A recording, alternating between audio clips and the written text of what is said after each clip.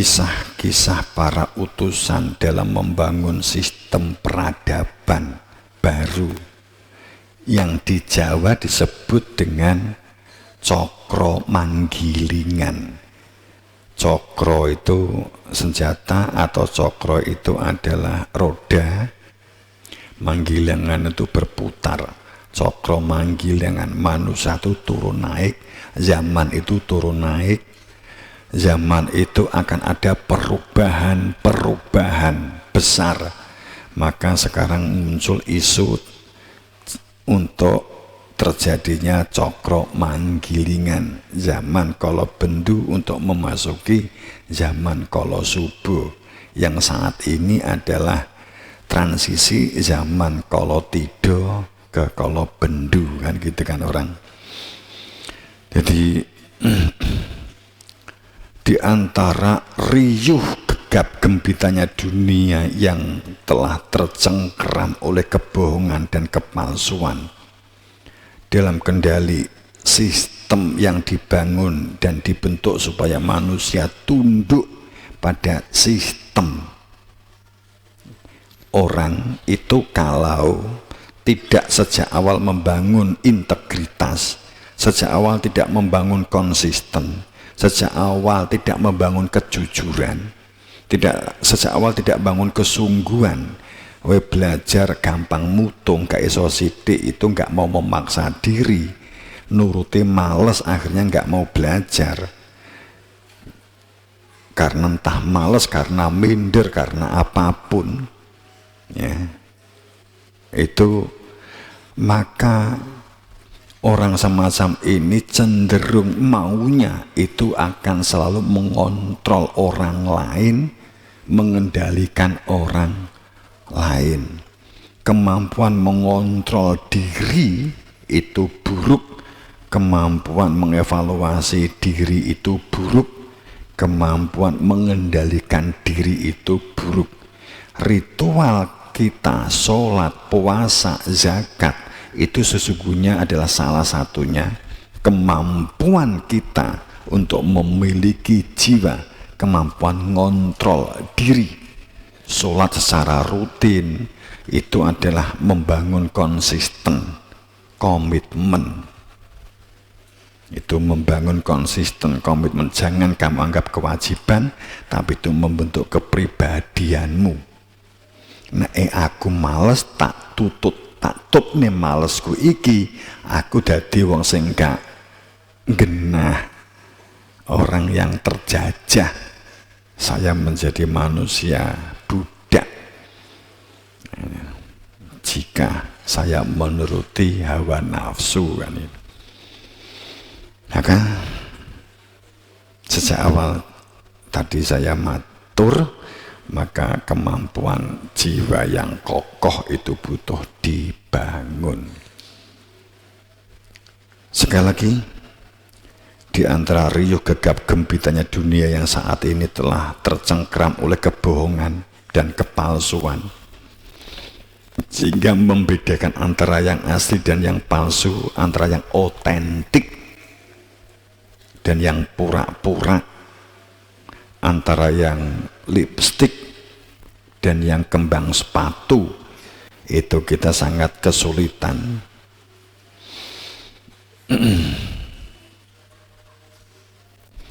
Semua manusia supaya tunduk pada sistem yang telah dibentuk oleh orang-orang yang telah mengendalikan sistem.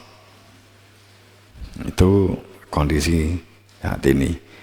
Setiap zaman ini terulang, inilah cakra manggilingan. Setiap zaman juga terulang, zaman Nabi Ibrahim, zaman Nabi Adam, zaman Nabi Idris, zaman Nabi Nuh, zaman Nabi Ibrahim, zaman Nabi Musa, gitu ya. Maka di dalam sistem palsu dan kendali sistem kebohongan, zaman Nabi Musa bahwa sistem itu dikendalikan oleh Fir'aun, semuanya harus dalam kontrol Fir'aun, sampai dibahasakan entah terungkap aku Tuhan atau bukan, umpamanya begitu, tapi Yang penting sikapnya itu adalah sikap arogansi, menguasai orang lain, menjadikan orang yang di bawahnya atau orang-orang itu dijadikan budak, ngontrol orang lain, sistemnya itu menguasai orang lain. Undang-undang dibangun itu untuk mengontrol, bukan untuk kesadaran.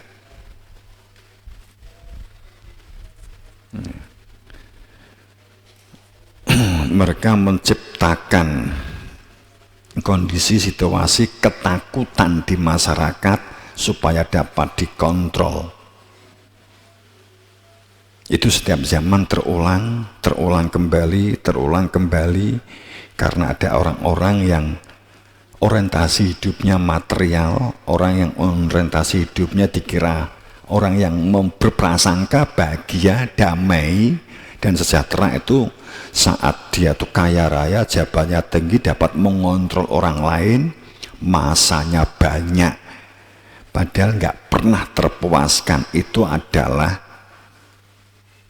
karakter serakah dan tamak.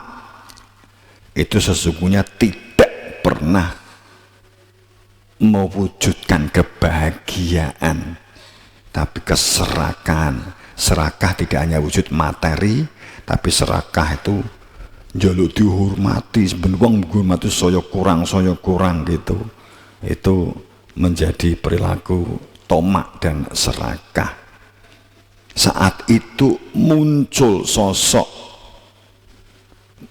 Allah, memunculkan sosok yang masih dikatakan tersembunyi dalam kesunyian, yang hanya menyuarakan kebenaran Tuhan yang dilakukan secara person by person, menyalakan cahaya satu persatu di kesenyapan. Itulah para utusan, karena para utusan tidak memerlukan pengakuan dan validasi dari manusia. Bukan karena masa sedikit atau banyak, dia melakukan hanya karena kewahyuan, tugas untuk menyampaikan dan menyalakan lampu kepada umat manusia dengan cara step by step, langkah demi langkah, person by person, satu persatu. Sosok ini yang tidak bisa dikendalikan oleh penguasa saat itu. Nabi Musa pemenang Fir'aun gitu, Nabi Ibrahim Namrud gitu ya. Nabi Muhammad Abu Jahal, Abu Lahab, itu nggak bisa mengendalikan sosok yang dikendalikan oleh sistem dunia yang dirancang oleh mereka, karena para utusan ini di luar jangkauan sistem dunia dan sistem manusia. Keberadaannya tidak pernah terperhatikan, namun menyimpan kebenaran, karena keberadaannya adalah sebagai Alkitab itu sendiri. Para rasul, para utusan Tuhan, para khalifahnya Allah itu keberadaannya sebagai Alkitab itu sendiri, ucapannya sebagai ayat-ayatnya Tuhan sendiri, dan manusia tidak akan bisa menyangkal akan hal ini.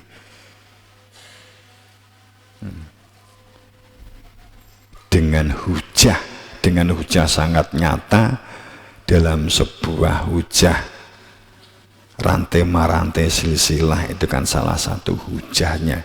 Kemudian hujah zikir, hujah ditunjukkan keberadaan Tuhan, hujah ditunjukkan keberadaan jati diri manusia, hujah kepastian tujuan.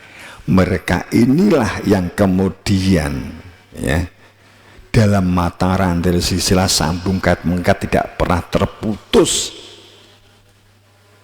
Setiap zaman, setiap saat, setiap waktu, kemudian yang terbaca oleh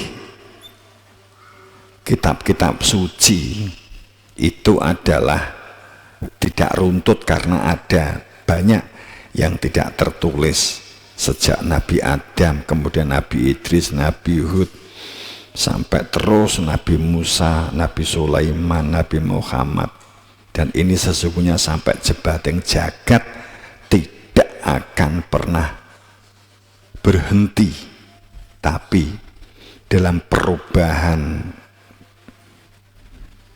yang disebut peradaban itu ada satu kondisi zaman mengalami satu perubahan atau peradaban itu. Manusia itu kan kadang aneh. Saat terjadi akumulasi kerusakan moral, semua orang tuh ingin mencari kebenaran, apalagi ditunjang sistem yang rusak, moralnya hancur, kebingungan untuk membedakan antara yang benar dan yang batal, kebingungan antara yang terang dan yang di dalam gelap, kebingungan antara orang yang berjalan, orang yang berhenti, dan orang yang mundur. Apalagi yang salah dianggap benar, yang benar disalah-salahkan, yang tampak bijak hanya karena pakaian di balik kebijakan adalah kelicikan, sedang yang licik dianggap sebagai kebenaran, yang benar disesat-sesatkan sesuai dengan pikirannya. Hukum bisa dijual belikan, bisa dibeli, undang-undang bisa dikendalikan, rakyat hanya dihitung sebagai komoditi untuk keuntungan. Seperti kalau kamu usaha, kemudian rakyat kamu hitung, berarti keuntungan saya nanti sekian. Kalau saya menerima job dari dia, rakyat saya ini adalah berarti keuntungan saya sekian. Kalau ternyata saya enggak untung, maka rakyat saya buat sakit supaya obat saya payu. Kalau enggak, obatnya yang saya berikan ke rakyat adalah obat yang dibalik obat itu adalah muncul penyakit baru, sehingga saya akan menjual obat yang lain, umpamanya kan begitu. Itu adalah sistem bahwa rakyat dijadikan komoditi. Saat seseorang itu satu dua orang yang tidak bisa mengontrol dan mengevaluasi diri, mengendalikan diri, bisa disembuhkan. Tapi jika seluruh bangsa semuanya itu nggak bisa mengontrol dirinya, tapi semuanya dalam kontrol elit, maka kontrol penguasa, maka sebuah negara itu dapat dikendalikan. Maka hukum, sosial kolektif, sains, teknologi, semuanya, bahkan sejarah, semuanya dapat disetting, direkayasa, dikonspirasi. Itu sehingga sampai masyarakat tidak tahu bahwa sesungguhnya sistem itu salah dan rusak, tapi dianggap benar dengan satu pijakan, itu realita, karena sudah dianggap sebagai pembenaran, sudah ditempatkan oleh seluruh masyarakat, dianggap kebenaran. Ini membutuhkan cara-cara berpikir kreatif, membutuhkan cara-cara berpikir kritis. Satu sisi sekarang ini pendidikan untuk berpikir kritis sedang digaungkan, tapi satu sisi orang juga takut jika orang itu benar-benar memiliki perilaku kritis. Satu sisi pendidikan itu membentuk kreatif dan inovatif, tapi saat masyarakat itu berpikir kreatif dan inovatif, penguasa ketakutan. Itu saya ngomong umum ya, itu pada saat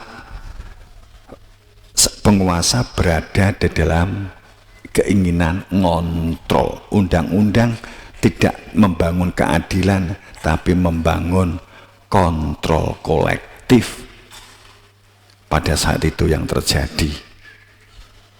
Maka sungguh di antara wa miman kholakna, di antara umat, di manusia, di antara umat pasti ada, karena keberadaan sang utusan sesungguhnya tidak pernah kosong sebenarnya, tapi hasil konspirasi sekali lagi itu dikosongkan.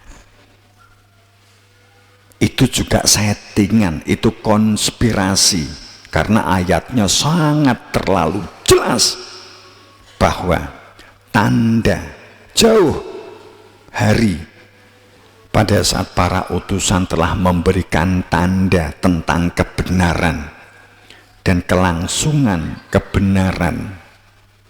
Siapa yang akan melanjutkan, dipersiapkan sedemikian rupa supaya hamba atau murid atau jamaah atau umat itu dapat melihat jika sewaktu-waktu utusan itu sedo atau meninggal, berarti nanti yang melanjutkan siapa itu menjadi jelas konkret. Upama akan tetapi karena ada orang munafik, karena ada orang fasik, karena ada orang musyrik, karena ada orang kafir, orang yang tertutup maksudnya, orang yang jumut, orang yang kaku, orang yang iri dan dengki, orang yang orientasinya dunia, orang yang orientasinya jabatan, orang yang orientasinya mengendalikan orang lain, mengontrol orang lain, kehormatan sorban, kehormatan kopiah, kehormatan bacaan, tartil dianggap itu adalah harga mata uang kehormatan, sorban dianggap sebagai mata uang untuk membeli harga diri. Maka pada saat itu ternyata jumlahnya lebih banyak dan lebih besar, maka sudah membuat konspirasi, membuat antisipasi, jangan sampai kebenaran itu mengalir sesuai kehendak Tuhan. Sebab jika mengalir terhadap kehendak Tuhan, kebenaran itu, maka kita nggak bisa mengendalikan. Itu yang terjadi. Kenapa? Terlepas antara Sunni, Syi'i, Khawarij, Jabariyah, Asy'ariyah, Mu'tazilah, terlepas dari kalimat-kalimat definisi manusia itu. Karena sesungguhnya yang mengkaitkan Imam Ali, Imam Hasan, Imam Zainal Abidin, Syekh Bakir, dia disebut Syiah, itu kan definisi orang-orang setelahnya yang mereka kan nggak pernah tanya kepada Imam Ali, apa kowe Syiah? Enggak ada kaitannya. Itu kan memang pendapat awake dhewe. Itu. Sehingga saat anggapan khalifah dikira kekuasaan, sampai berpikir bahwa Allah itu main politik, itu kan yang gila. Konspirasi gendeng bin edan, konspirasi bin tidak waras. Itu saat Allah dalam membuat utusan itu adalah untuk politik, itu gendeng, itu namanya gendeng, teman-teman. Faham maksud saya? Ada yang berpikir bahwa Nabi Muhammad itu diutus sebagai khalifah. Ada orang yang memahami bahwa Nabi Adam diutus ke dunia itu untuk menjadi khalifah. Itu pengertiannya adalah mengendalikan manusia dalam pengertian menata politik, membuat partai. Itu gendeng, teman-teman. Nggak mungkin Tuhan tuh kemudian ingin menjadi peserta politik karena nggak ngejawantah, gawe wakil, kemudian membuat partai Islam, membuat partai Kristen, membuat partai dengan ketua partainya Nabi Isa, ketua partainya Nabi Muhammad, ketua partainya Nabi Daud. Itu adalah pikiran Edan bin Gendeng bin Gakwaras bin Majnun. Itu asumsi saya begini, sehingga sekarang orang geger khilafah dimaknai politik. Enggak begitu. Khalifah itu wakil Tuhan, berkaitan dengan tugas suci dan luhur dari Tuhan, perihal tentang keberadaan Tuhan, keberadaan manusia ini supaya dapat kembali kepada Tuhan, supaya tahu tugas suci, tugas luhur di dunia ini ngapain. Umpamanya begitu, satu, untuk mengenal Tuhannya, supaya tahu tujuan hidup kembali kepada Tuhan, mengenal dirinya, supaya tahu diri, tidak menjadi manusia hewan. Karena hanya dengan mengenal diri sejatinya, maka dia tidak menjadi hewan. Mengenal fitrah dirinya, mengenal hakikat kehidupannya, memakmurkan buminya, keselarasan dengan alam semesta.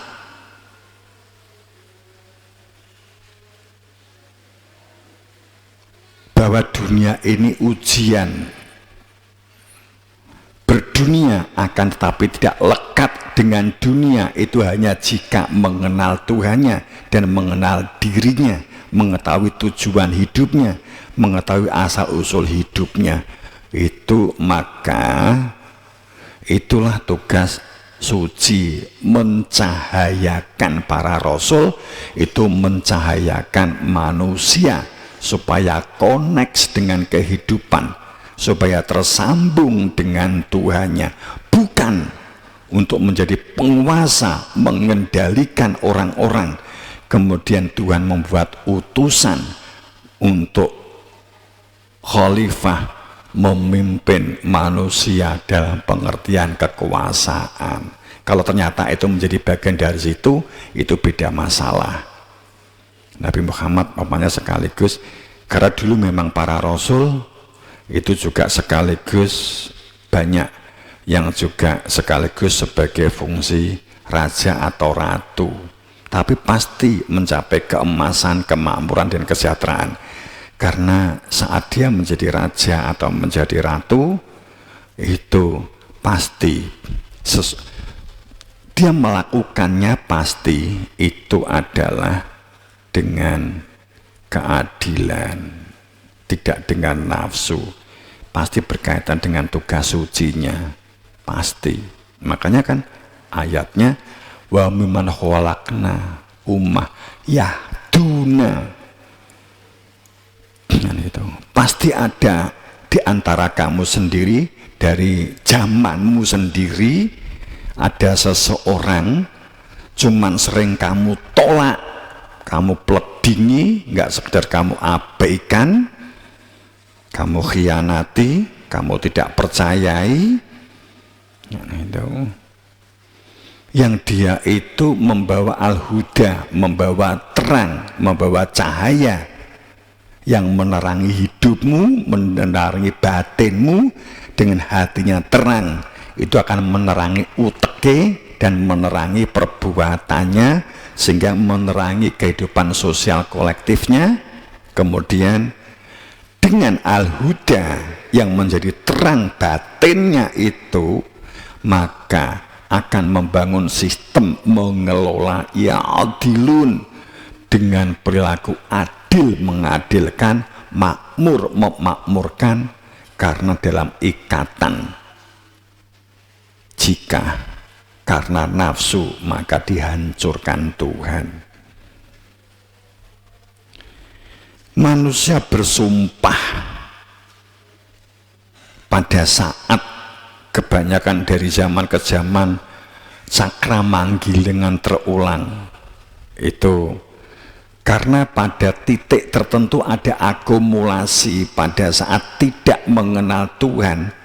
Karena saat mengenal Tuhan harus percaya dan mengakui, kemudian meminta ilmu untuk ditunjukkan tujuan hidupmu, kemudian ditunjukkan hakikatmu, ditunjukkan hakikat hidup, ditunjukkan Tuhanmu,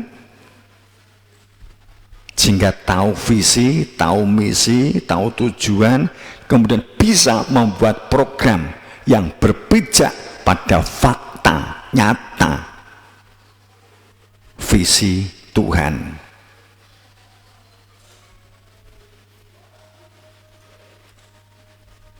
Tapi manusia selalu menerimanya.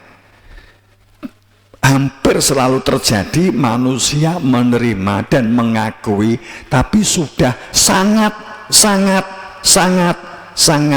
terlambat.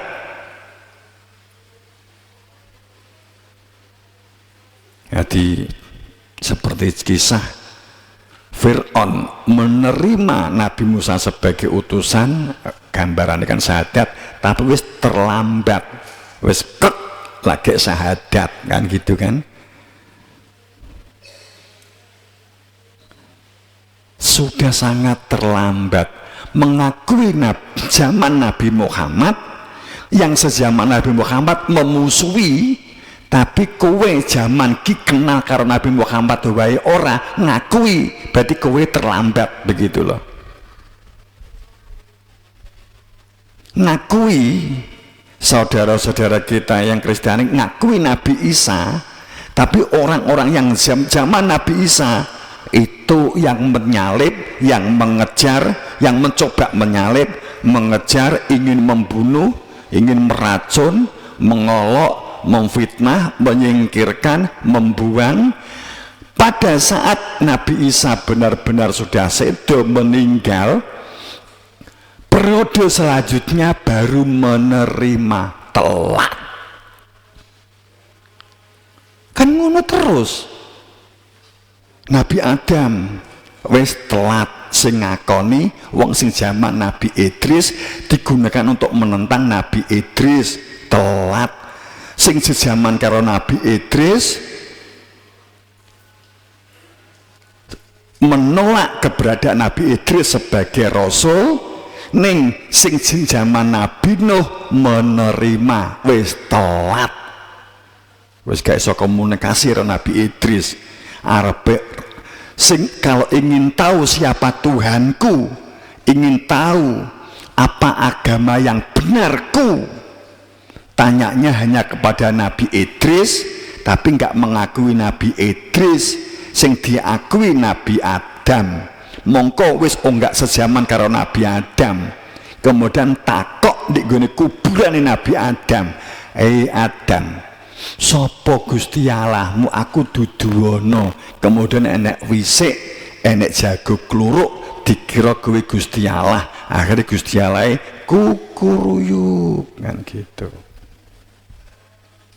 Saat Nabi Idris juga begitu.